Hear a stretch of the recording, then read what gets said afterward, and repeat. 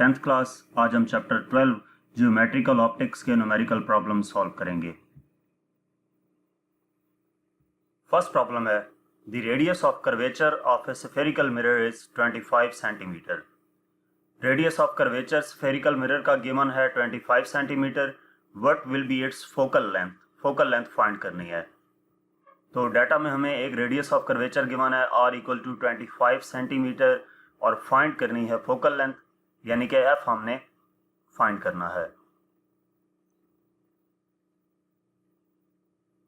तो इसका solution start करते हैं। f इक्वल टू r/2, जो फोकल लेंथ होती है वो रेडियस ऑफ कर्वेचर का हाफ होता है। रेडियस ऑफ कर्वेचर को हम 2 से डिवाइड कर दें तो हमारे पास फोकल लेंथ आती है। तो ये हमारे पास वैल्यूज पुट करने से f इक्वल आ जाएगा 12.5 सेंटीमीटर के। नेक्स्ट प्रॉब्लम है the focal length of A concave mirror is 8 centimetre. Focal length concave mirror की 8 सेंटीमीटर है। It is placed eight 12 centimetre from this mirror. इसको मिरर से 25 सेंटीमीटर के डिस्टेंस पर रखा गया है। ऑब्जेक्ट जो है उसको रखा गया है 12 सेंटीमीटर मिरर से। Determine the image distance from the mirror. Image distance कितना होगा मिरर से वो फाइंड करना है। State the nature and the size of the image. Image की नेचर और उसका साइज भी बताना है। तो सबसे पहले हमें इसमें फोकल लेंथ गिवन है, f इक्वल टू 8 सेंटीमीटर आ जाएगा। इसके बाद वो ये कह रहा है कि object is placed eight 12 centimetre from the mirror. Object distance जो होता है उसको p से डिनोट करते हैं, तो p इक्वल आ जाएगा 12 सेंटीमीटर के। Determine the image distance from the mirror. Image distance find करना है, यानी कि q फाइंड करना है। State the nature, nature find करनी है और size of the image hi calculate करना है। तो इसका सोल्यूशन स्टार्ट करते हैं। क्यू फाइंड करने के लिए हम फार्मूला यूज करेंगे 1/f equal to 1/p plus 1/q, जो हमारे पास मिरर फार्मूला है। तो इसमें हमने क्यू फाइंड करना है, तो 1/q एक तरफ ले जाएंगे, 1/q एक तरफ रखेंगे और 1/p दूसरी तरफ ले जाएंगे, तो वो 1/f माइनस 1/p हो जाएगा। इसमें वैल्यूज पुट कर देंगे। 1/q इक्वल आ जाएगा 1/f, f की वैल्यू 8 है, माइनस 1/p, p की वैल्यू है 12। तो ये हम इसका एलसीएम लेंगे। एलसीएम हमारे पास आ जाएगा 24। तो ये 8 3s are 24 minus 12 2s are 24, 3 minus 2 1/24 आ जाएगा। तो ये हमारे पास q इक्वल आ जाएगा 24 सेंटीमीटर के। 1/q 1/24 की इक्वल था, तो q 24 की इक्वल होगा। इसके बाद नेचर बतानी है इमेज की। तो हम मैग्निफिकेशन जो hi फाइंड करना है उसके लिए हम क्या करेंगे, फार्मूला यूज करेंगे जो मैग्निफिकेशन का है। मैग्निफिकेशन इक्वल होती है q/p इक्वल होता है hi/ho के। तो hi हमने फाइंड करना है। hi इक्वल हो जाएगा q/p इंटू ho। ये हाइट ऑफ इमेज है एंड हाइट ऑफ ऑब्जेक्ट है। तो इसमें वैल्यूज पुट कर देंगे। q की वैल्यू हमारे पास 24 है जो अभी हमने फाइंड की। p की वैल्यू 12 है, ये गिवन है, इंटू ho। तो hi इक्वल हो जाएगा 2ho के। इसका मतलब ये हुआ कि जो इमेज बनेगा वो ऑब्जेक्ट से 2 टाइम ग्रेटर होगा। The height of the image is twice as that of the object. तो नेचर क्या है, इमेज जो कनकेव मिरर से बनता है, अगर object behind the centre of curvature हो तो वो इमेज रियल और इन्वर्टेड होता है। तो ये जो इमेज होगा वो रियल होगा और इन्वर्टेड होगा। नेक्स्ट प्रॉब्लम है an object is placed at 10 centimetre from a concave mirror. एक ऑब्जेक्ट कनकेव मिरर से 10 सेंटीमीटर के डिस्टेंस पर रखा गया है। If mirror magnifies the image 4 times, अगर मिरर इमेज मैग्नीफाई करता है 4 times, then calculate the radius of curvature of this mirror. तो रेडियस ऑफ कर्वेचर कैलकुलेट करना है इस मिरर का। डाटा में क्या गिवन है, object is placed 10 centimetre from mirror, यानी कि मिरर से ऑब्जेक्ट तक का जो डिस्टेंस है वो p से डिनोट करते हैं और ये हमारे पास है 10 centimetre. Mirror magnifies the image 4 times. Mirror image को मैग्नीफाई करता है 4 टाइम्स। इसका मतलब ये हुआ कि जो मैग्निफिकेशन है वो हमें गिवन है 4। Calculate the radius of curvature of this mirror. Radius of curvature find करना है। अब रेडियस ऑफ कर्वेचर के लिए जो हमारे पास फार्मूला होता है वो r इक्वल टू f/2 है। रेडियस ऑफ कर्वेचर के लिए जो फार्मूला है उसके लिए हमें फोकल लेंथ की ज़रूरत होगी एफ की, तो पहले हम एफ फाइंड करेंगे। अब एफ कैसे फाइंड होगा, तो उसके लिए सबसे पहले हम मैग्नीफिकेशन का फार्मूला यूज़ करेंगे जो कि है क्यू ओवर पी। यहाँ से हम क्यू कैलकुलेट करेंगे, वो फिर मिरर फार्मूला में यूज़ करके वहाँ से एफ कैलकुलेट करेंगे और वो आर वाले फार्मूले में पुट करेंगे। तो क्यू इक्वल हो जाएगा एम पी के, एम और पी की वैल्यू इसमें पुट करेंगे तो क्यू इक्वल आ जाएगा 40 सेंटीमीटर। अब इसको हम इमेज फार्मूला में यूज़ करते हैं। इमेज फार्मूला हमारे पास है 1 over F equal to 1 over P plus 1 over Q. इसमें एफ फाइंड करेंगे तो वैल्यूज पुट कर देते हैं। 1 ओवर एफ इक्वल आ जाएगा, पी की वैल्यू 10 है और क्यू की वैल्यू 40 है, ये पुट की। इसका एलसीएम लिया तो 1 ओवर एफ इक्वल आ जाता है 4 प्लस 1 ओवर 40, यानी कि 1 over F equal to 5 over 40। तो एफ ये 1 ओवर एफ इक्वल हो जाएगा 1 ओवर 8 के। ये सिंप्लीफाई करेंगे तो एफ इक्वल हो जाएगा 8 की।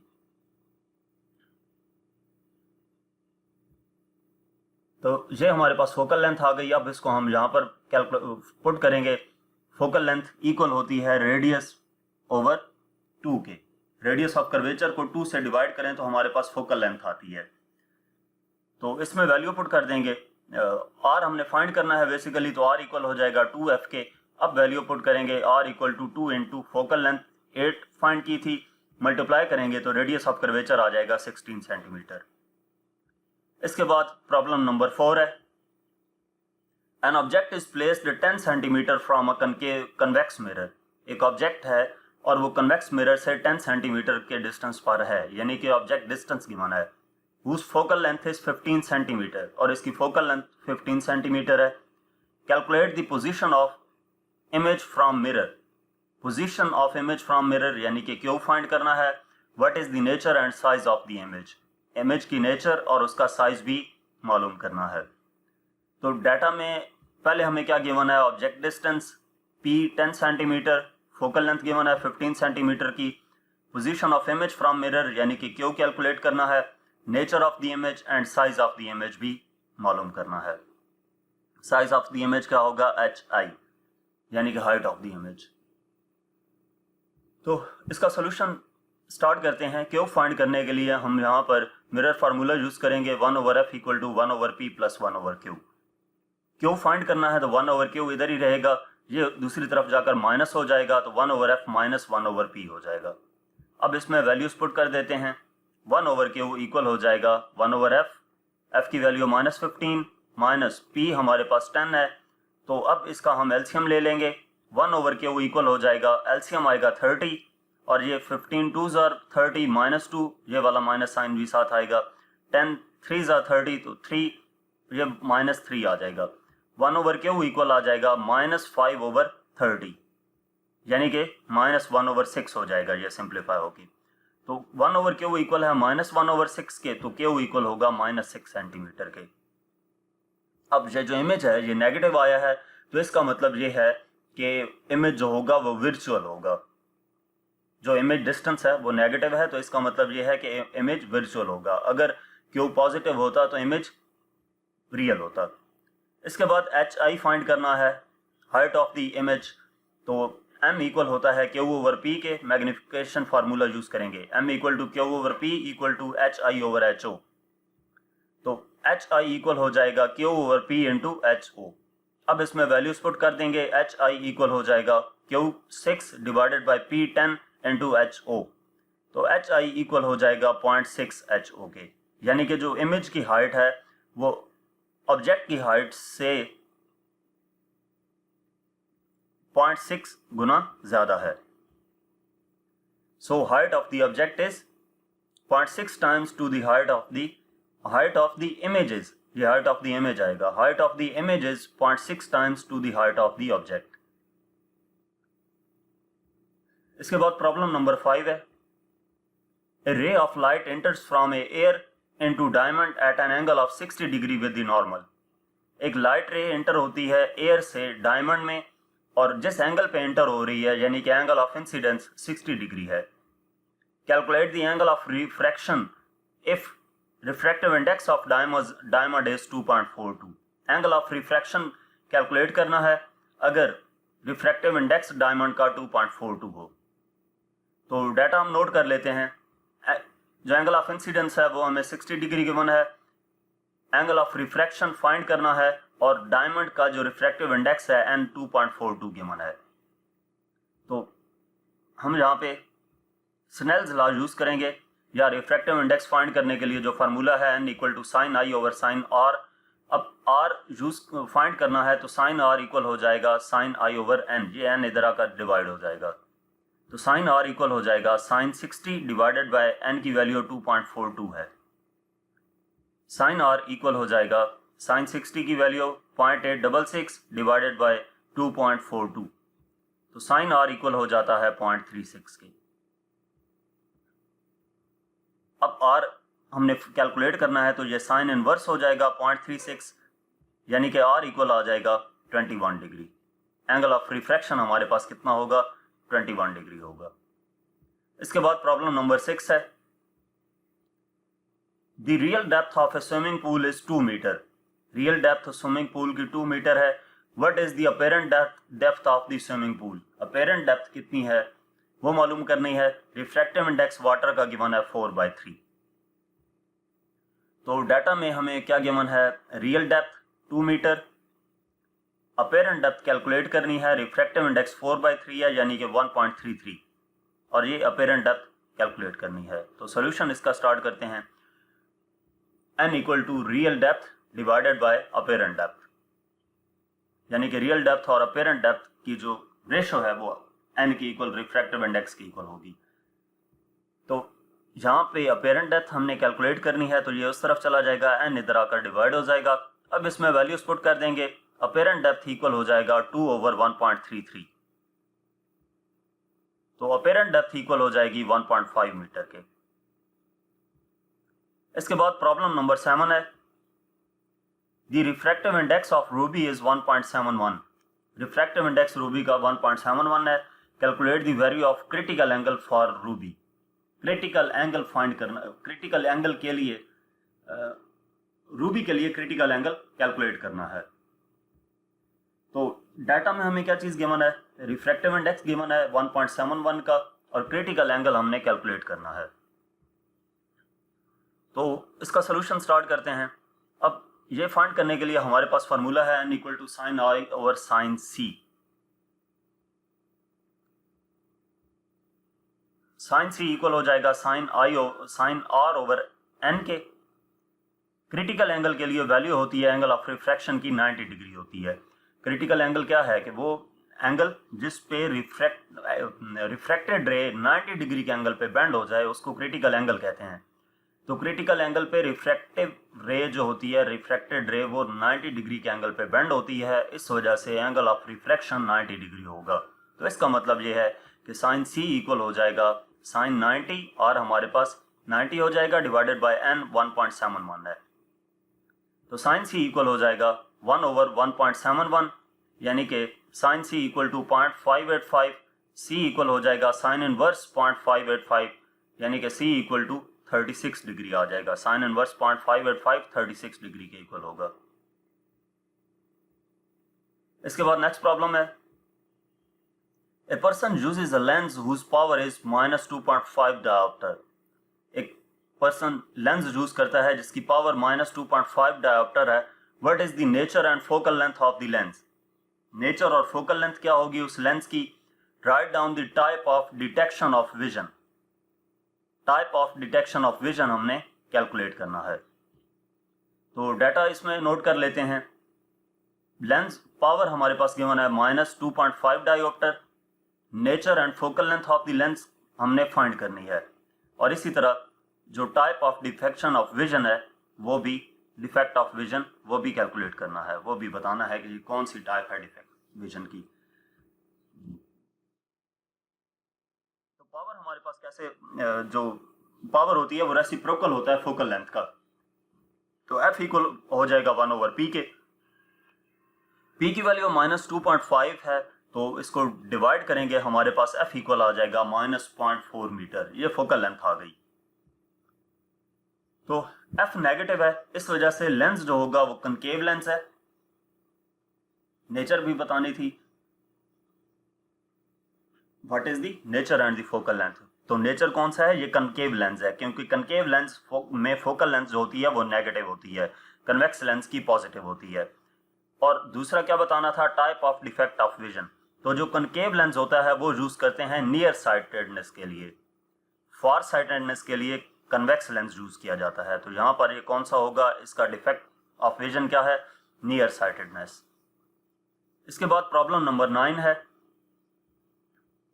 The focal length of a convex lens is 16 centimetre. Convex lens की फोकल लेंथ 16 सेंटीमीटर है। Where an object should be placed in order to get an image which is 4 times magnified। Object को कहां पर रखा जाएगा image हासिल करने के लिए, ताकि इमेज जो है वो 4 टाइम्स मैग्नीफाइड हो, यानी कि ऑब्जेक्ट की निस्बत जो इमेज है 4 टाइम्स ग्रेटर हो। तो डाटा हमारे पास है, फोकल लेंथ कन्वेक्स लेंस की गिवन है f equal to 16 centimetre. Where an object should be placed, object should be, object distance p calculate करना है, ठीक है, p कैलकुलेट करना है।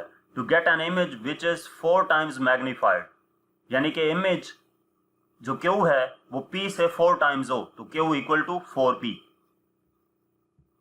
सॉल्यूशन स्टार्ट करते हैं। तो यहां पर हम जो मिरर फार्मूला था उसी तरह का हमारे पास लेंस फार्मूला होता है, 1/f equal to 1/p plus 1/q। तो हमने p फाइंड करना है, तो p इधर ही रहेगा, ये 1/q इधर जाकर माइनस हो जाएगा, 1/p इक्वल हो जाएगा, बल्कि आप उस तरह ना भी करें, डायरेक्ट वैल्यूज भी पुट कर दें तो ये सॉल्व हो जाएगा इजीली। 1/16, f की वैल्यू 16 आ गई, equal to 1/p plus 1/q की वैल्यू 4p है। ये हमने रीअरेंज इस वजह से नहीं किया, वैसे तो हर उसमें न्यूमेरिकल में हम करते हैं कि जो फाइंड करना होता है उसको एक तरफ ले जाते हैं और बाकी क्वांटिटीज दूसरी तरफ। तो यहाँ पे इसलिए नहीं किया कि क्यू भी 4p के इक्वल है और ये भी p है, तो एलसीएम लेके ये p एक ही साइड पे रहेगा तो इजीली सॉल्व हो जाएगा। 1/16 इक्वल हो जाएगा, यहाँ पे एलसीएम आ जाएगा 4p, 4 प्लस 1, तो ये 5/4p आ जाएगा। अब इसको हम क्रॉस मल्टीप्लाई कर लेंगे तो 4p इक्वल हो जाएगा 80 के, 5 16 आर 80, यानी कि p इक्वल टू 80/4, तो ये p आ जाएगा 20 सेंटीमीटर। इसके बाद इस चैप्टर का लास्ट प्रॉब्लम है, an object is located at 6 centimetre from a concave lens of focal length 18 centimetre. एक ऑब्जेक्ट कनकेव लेंस से 6 सेंटीमीटर के डिस्टेंस पर है और इसकी फोकल लेंथ 18 सेंटीमीटर है। Find the position, nature and magnification of the image. Image of the position मतलब क्यों फाइंड करना है, नेचर और मैग्निफिकेशन भी कैलकुलेट करनी है। तो डाटा में हमारे पास ऑब्जेक्ट लोकेटेड एट 6 सेंटीमीटर, यानी कि object distance p equal to 6 centimeter है, concave lens of focal length 18 centimeter, f equal to 18 centimeter. अब यहाँ पर कनकेव लेंस यूज किया गया है और कनकेव लेंस की फोकल लेंथ नेगेटिव होती है, माइनस में होती है, इस वजह से साथ -18 लिखेंगे। पोजीशन फाइंड करनी है इमेज की, तो क्यू कैलकुलेट करना है, nature of the image and magnification of the image भी है। तो इसका सोल्यूशन हम देखते हैं। क्यू फाइंड करने के लिए 1/f equal to 1/p plus 1/q formula use करेंगे। 1/q इधर ही रहेगा तो 1/p इधर जाकर माइनस हो जाएगा, 1/q इक्वल हो जाएगा 1/p minus 1/f minus 1/p की। अब इसमें वैल्यूज पुट कर देते हैं, f की वैल्यू -18 गिवन है, p की वैल्यू 6 गिवन है, तो 1/q इक्वल हो जाएगा 1/-18 माइनस 1/6। ये f और p की वैल्यूज पुट कर दी, तो एलसीएम लेंगे, ये 18 आएगा, -1 -3 हो जाएगा, 18 1s are 18, तो ये माइनस ये वाला साथ आ गया, और 6 3s are 18, तो ये वाला -7 आ गया, -4/18 हो जाएगा, यानी कि q इक्वल हो जाएगा -18/4 के। 1/q -4/18 था, तो q इक्वल हो जाएगा -18/4 के, रेसिप्रोकल लिया, तो q इक्वल आ जाएगा -4.5 सेंटीमीटर के जब इसको कैलकुलेटर से डिवाइड करेंगे। नेचर ऑफ द इमेज बतानी थी, यहाँ पे क्यों क्या आया है, नेगेटिव आया है, तो क्यों नेगेटिव हो तो इसका मतलब ये होता है कि इमेज इरेक्ट है और विर्चुअल है, ठीक है। नेगेटिव आएगा तो इसका मतलब क्या है, इमेज इरेक्ट है और विर्चुअल है। अगर पॉजिटिव आता तो इमेज रियल होता। इसके बाद हमने मैग्नीफिकेशन भी फाइंड करनी थी, तो मैग्नीफिकेशन फाइंड करने के लिए Q ओवर P का फार्मूला यूज़ करेंगे, जो रेशो होती है object distance over image distance की, image distance over object distance की। तो m equal to Q over P, m equal to Q की वैल्यू अभी हमने कैलकुलेट की 4.5 डिवाइडेड बाय P की वैल्यू 6 है, तो इसको डिवाइड करेंगे, मैग्नीफिकेशन आ जाएगी 0.75। यहाँ पर Q की वैल्यू नेगेटिव पुट नहीं करनी, वो नेगेटिव जस्ट इसलिए शो कर रहा है कि इमेज वर्चुअल है या रियल है, तो जब हम वैल्यू पुट करेंगे तो ये पॉजिटिव ही पुट करेंगे। तो यहाँ तक इस चैप्टर के न्यूमेरिकल प्रॉब्लम्स थे। मज़ीद किसी भी चैप्टर का कोई भी क्वेश्चन, एक्सरसाइज का कोई क्वेश्चन देखने के लिए आप हमारा यूट्यूब चैनल विजिट कर सकते हैं। Thank you.